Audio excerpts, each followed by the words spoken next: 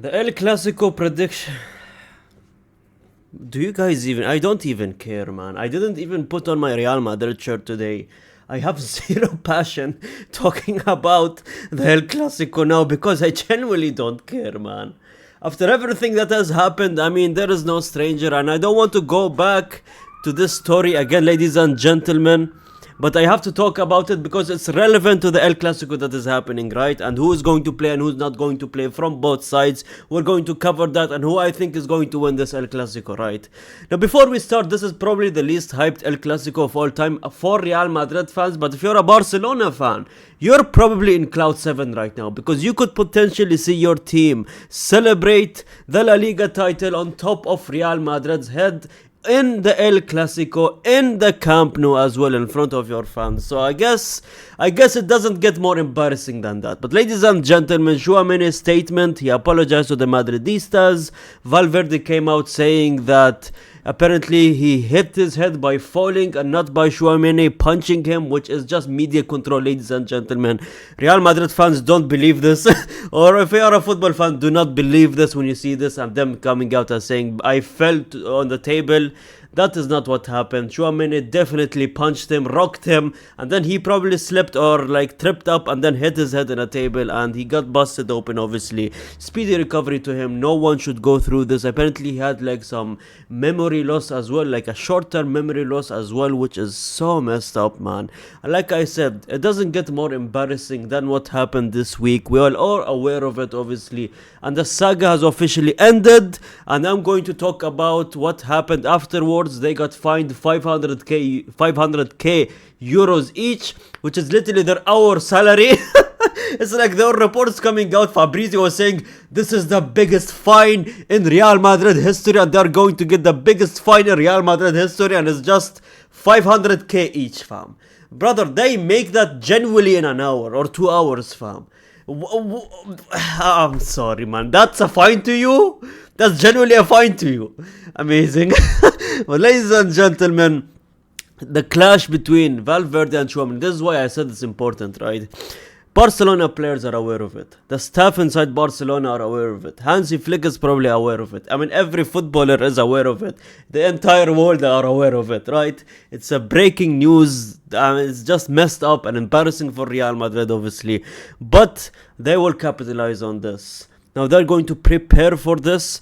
I wish Barcelona doesn't take this for granted and say and have an easy game and think that this is going to still be an easy game for Barcelona. I mean, considering how many players were missing, it probably is an easy game, but at the same time, Real Madrid is always going to be Real Madrid, and Real Madrid could win this El Clasico easily. Don't think that this is a 90% Barcelona, 10% Real Madrid type of game. I don't think so, man. Sure, we have a disrupted locker room. Sure, we don't have the players anymore. And sure, a lot of players are back that I wish weren't.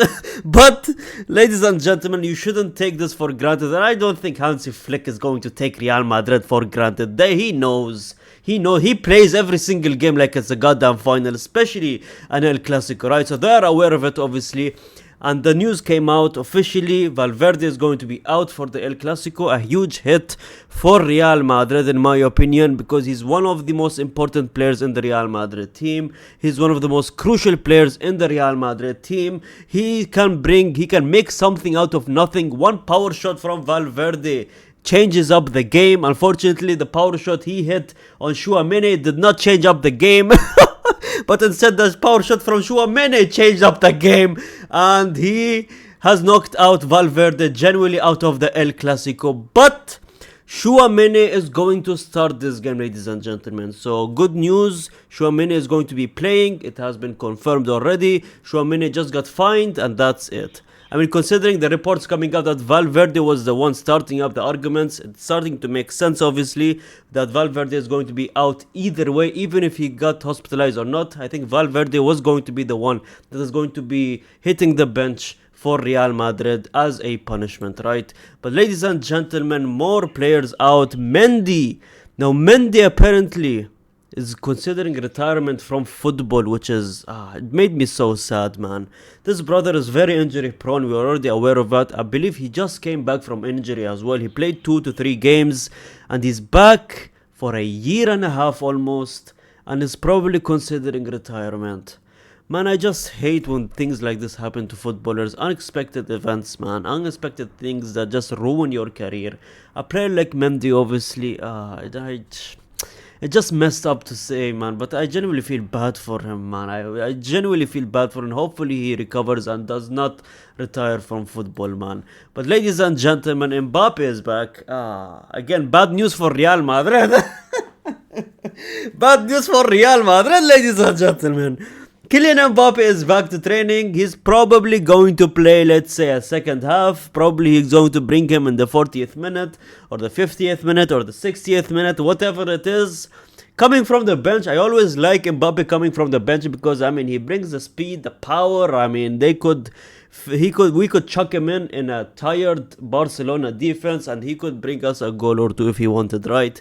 But the thing is, the chemistry of Real Madrid falls down. Every time he plays, we lose. I don't know what it is with him. But considering Lamine Yamal is not playing this game, thank God, I don't think Kylian Mbappe has a chance to goddamn shine in this game for once, playing against Lamine Yamal. But again, Mbappe is back. Obviously, good news. I mean, I'm joking, not bad news. Real Madrid fans, relax. Everyone who hates on him, relax. He can still bring us a goal or two. He performs at El Clasico as always, and I like him being in an El Clasico, right? But ladies and gentlemen, Raphinha is back. Raphinha, who said that he's going for again 2 months and he's already back. Like, I don't understand this brother.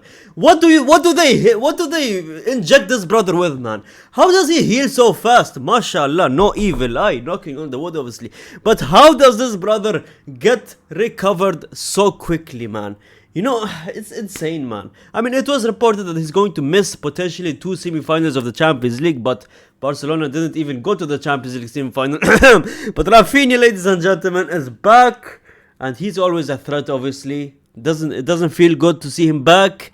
I mean, but he's going to play for probably 30 minutes, 40 minutes, if given or take. He doesn't want to miss the World Cup, so I don't want him to get injured as well. That's why I don't want him to get injured, so keep him in the bench, please. Thank you so much. But I mean, what a news for Barcelona fans. I mean, having Raphinha to lift that trophy as well. I don't think he's going to be the captain, but having him play and lift the trophy in the Camp Nou, I think Barcelona fans is going to be happy with that.